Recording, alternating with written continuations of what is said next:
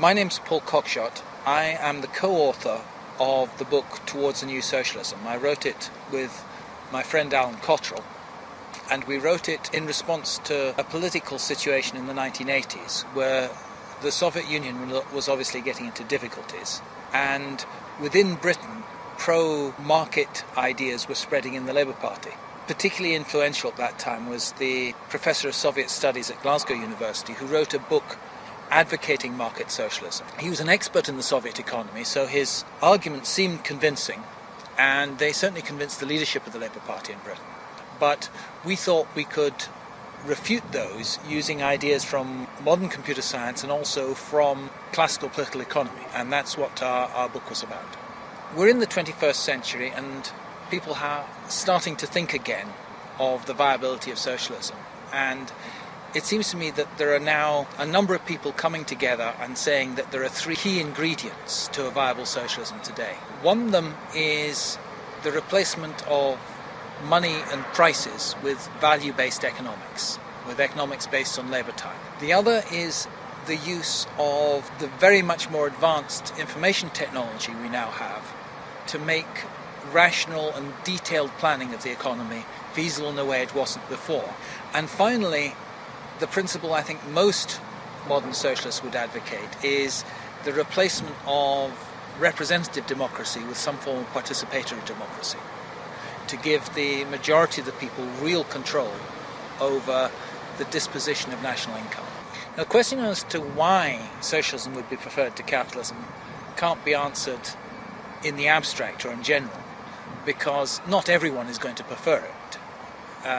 Who's going to prefer it is going to depend on whether they're rich or poor, basically. The studies we've done of the distribution of income in Britain indicate that if an egalitarian system of payment was introduced, the overwhelming majority of the population would benefit. We calculated in the early 90s how much a person would get if an egalitarian system of payment was introduced, and the only section of the population which would lose out was the top 25% of men in office jobs. All manual workers, male or female, would win out. All quartiles of female workers would win out, and 3/4 of male office workers would win out. The people who'd lose out, obviously, are a small minority of the best paid people and an even smaller minority of people deriving their income from property. One of the points that Nove brought out in his book was the inability of the Soviet planners to plan in detail. You can take examples. I think Dobbs cited this as well.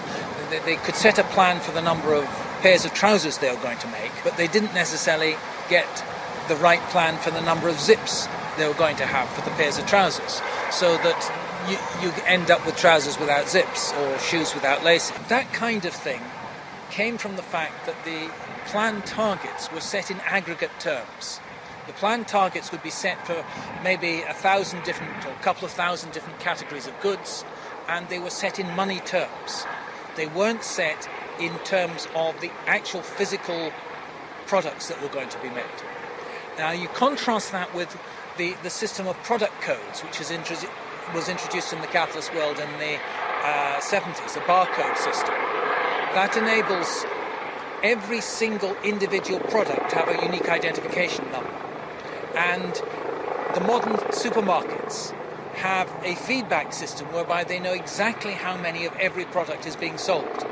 And you need a planning system that goes right down to the product code level if it's going to be efficient. I've done experiments with a modest computer costing maybe £5,000, which our department has, and found I could solve the equations for an economy roughly the size of the Swedish economy in about 2 minutes. If one had used the types of computers which the physics department here have, or any weather forecasting centre has, then it would be a very easy matter to solve the equations. The remaining problem is the problem of obtaining the information. And that also is becoming a lot easier, because when you think of it, every production facility nowadays uses computers for ordering its components. It uses computerized spreadsheets for calculating its costs. The data is already being entered into computers and into databases of obtaining the information, collecting the statistics. And that also is becoming a lot easier, because when you think of it, every production facility nowadays uses computers for ordering its components. It uses computerized spreadsheets for calculating its costs. The data is already being entered into computers and into databases. And in many cases, users and suppliers share these databases already in the capitalist world. At the same time, companies like Google have developed the technology to send spiders across the web and concentrate enormous amounts of information in their servers. Were it the case that companies generated web pages containing the information about what they needed to produce each of their products, then that could easily be captured by systems analogous to Google. And what stops it being done at the moment is obviously commercial secrecy. Companies don't want others to know what they're doing. But if we envisage a system of publicly owned enterprises, there's no reason why they shouldn't publish their resource requirements as web pages or by some appropriate submission system to a database and collect the data that's required for planning. The idea of using labour vouchers instead of money goes back a long way in socialist thought. The first person to propose it was Robert Owen, who proposed it in probably about the 1830s or so. And his idea was that you'd get rid of banknotes and people would be paid in labour notes.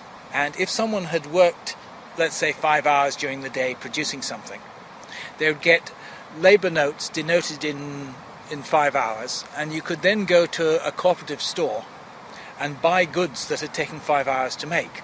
Now, if you did that, the middleman would have been cut out. There'd be no profit being made, either by the shop or by the employer, and therefore the main cause of exploitation would be got rid of in one stroke. And the idea was adopted also in one form or another by Lassalle, Proudhon and Marx. All the 19th century socialist leaders advocated it. Another difference between labour vouchers and money, however, is that money can circulate between people, and that is the basis on which capitalist exploitation is based, employing people and then giving them back only half the value they produce. In order to prevent this, Owen's scheme was that these labour vouchers wouldn't circulate. They'd be cancelled out once people had handed them into the cooperative store. They could only be used once, and therefore you couldn't get a circulation of capital. Nowadays you wouldn't necessarily have to do that with paper. You'd obviously use some kind of electronic accounting system similar to credit cards, but the same principle applies. One of the problems that socialists always encounter is people saying that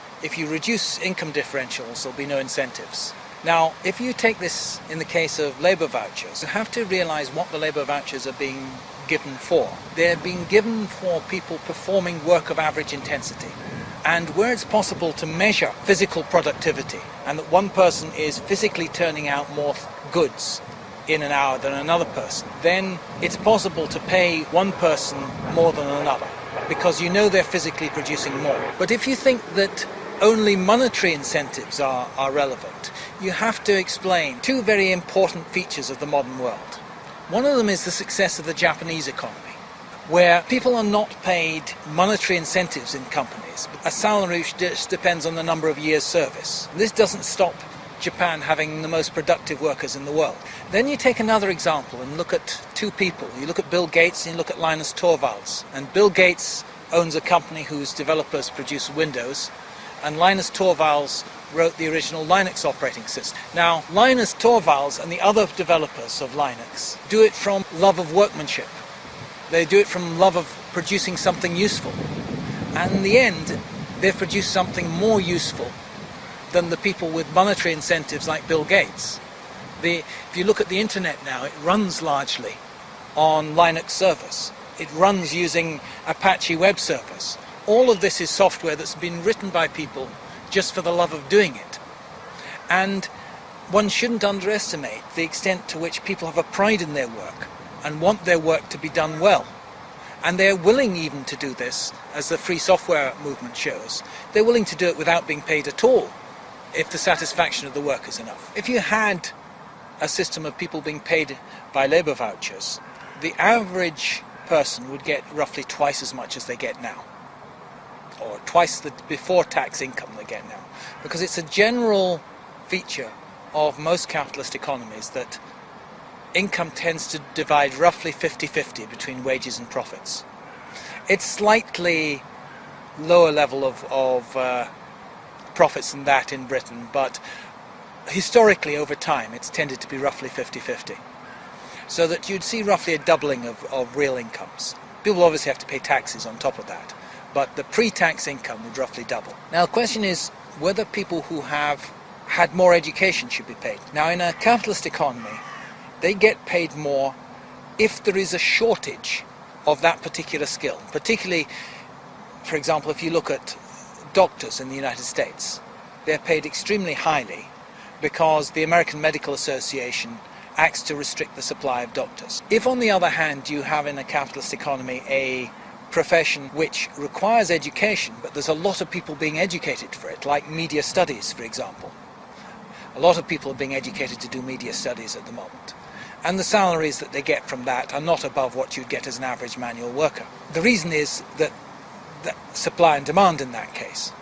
But more generally, if you take professions which are paid highly in the capitalist world, it tends to be the case that the education is expensive and only rich families can afford to send their children to get that education, and therefore the supply is restricted. If the education is paid for by the state and people are paid a salary whilst they're students, then there is no particular reason why the individual should benefit from that. The costs of education haven't been met by the individual, they've been met by the taxpayer. If the restriction on entry due to lack of wealth is removed, one would expect to see the shortage of supply removed as well. If one compares the situation of doctors in the United States with doctors in the Soviet Union, doctors in the United States were relatively scarce and highly paid.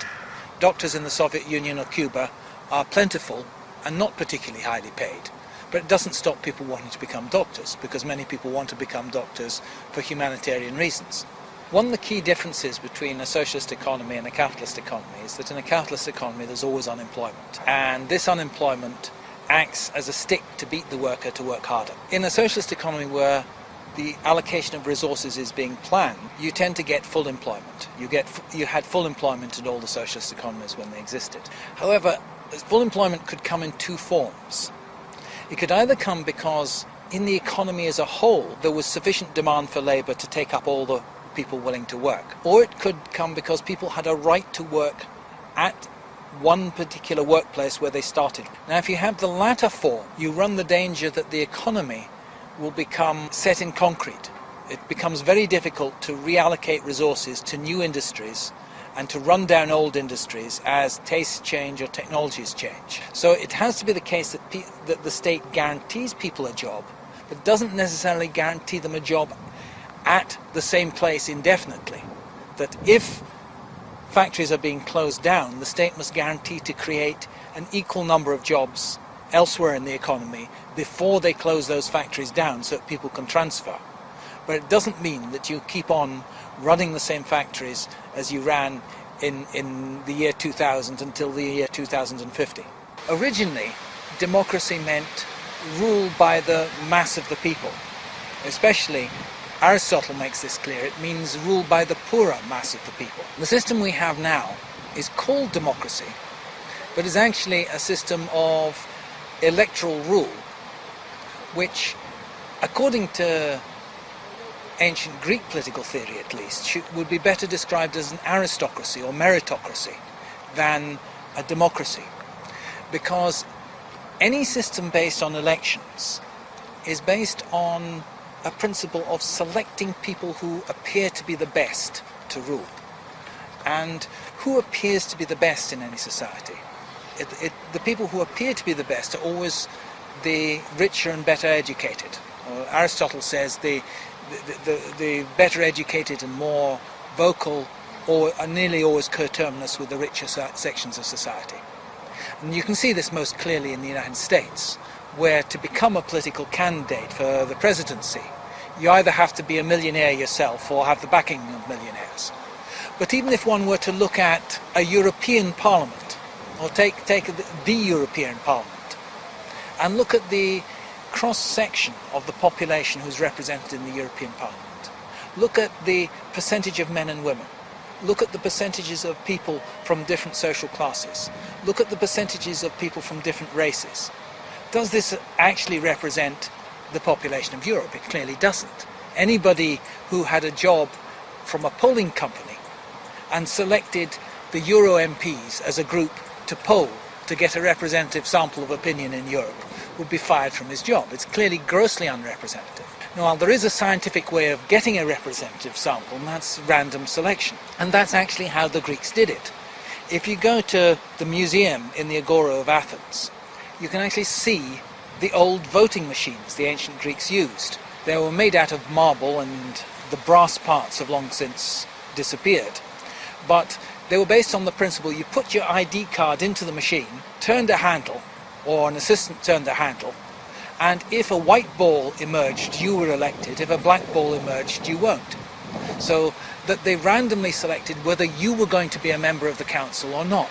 And that's the only way you can get a representative sample to form a deliberative body. The other system they had in ancient Greece was a town meeting, where votes would be held on major issues by a show of hands. Now, obviously nowadays you can't get the whole of a country together into a square to vote on something, but you can get the whole of the country to vote on who is going to be stay in the Big Brother house or other television reality shows by using their mobile phones. And the same technology could be readily used on important issues which have to be decided by the population as a whole. Issues like war or peace, whether or not taxes should go up, the major outlines of the national budget, major decisions like that should be put to the population as a whole in a referendum. Possible drawbacks, I suppose, of a democracy is that you can't predict what people are going to decide. Decisions made by a large number of people tend to be better decisions than decisions made by one or two people. In general, the more people who are asked their opinion about something, and the more people who decide on something, and if you average these decisions, the decision you get tends to be better than the decision taken by one person. The best hope, I think, for getting ecologically sensible decisions is firstly to raise the decision from a private decision that's made by the individual to a social decision that is made collectively. And secondly, to involve as many people collectively as possible in making that decision. Now, if a lot of people are engaged in making a decision, it raises debate and discussion about the issue. If people have a say on something, they'll take more interest in it and deliberate on their decisions. A transition to a socialist economy has to go through an intermediate stage of a transition to a cooperative-based economy. The very first issue is an issue of democracy. The very first issue is an issue of the undemocratic nature of the current state and the need to replace it by a more democratic state. Because we don't think that you can get the really radical changes in society that we advocate unless you have a much more democratic state structure. So the first type of movement is a movement against the existing state and for direct democracy. Economically, however, we envisage the first stage of a transition being legislation which allows, on a vote of the employees in an enterprise, for that enterprise to be transformed into one that is a worker-managed enterprise, in which a majority of the managing board are elected by or selected by lot from the workers, and a minority are appointed by the shareholders. Such a managing board is likely to want to pay considerably less dividends to the shareholders than the existing ones. The process of actually transforming the economy to a fully socialist economy, though, cannot be done too rapidly, because you need to first put in place an alternative planning system. So you have to set up a shadow planning system first. And you would then need to have a shift from a monetary economy to a labour value economy. Now, we've seen that in an analogous way occur in Europe, where there was a shift from the national currencies to the euro after some years' planning. And what occurred was that beyond a certain date, the national currency ceased to be recognised as a legal means of paying debts and paying taxes. So that the same process would have to occur. You'd have to say that beyond a certain date, all payments would have to be made in labour vouchers. An effect of that is that it would be a debate on whether such a law should be passed would be enormously polarising, because those people who held large amounts of money in the old system would lose out. And those people who had large debts, or even small net debts, in the old system would benefit. In a modern economy where the majority of people are debtors, I think that is potentially a very significant factor in a vote to abolish money and move to labour money, because the majority of people would benefit from that, whereas the millionaires who hold large amounts of money at the moment would obviously lose out. Their money would become worthless. So it poses the issue of wealth and poverty in a particularly sharp fashion. It poses the issue of debt and credit in a particularly sharp fashion. I see that as being an important final deciding issue. Never forget, Miriam died for your sins. Praise be to Togashi's name.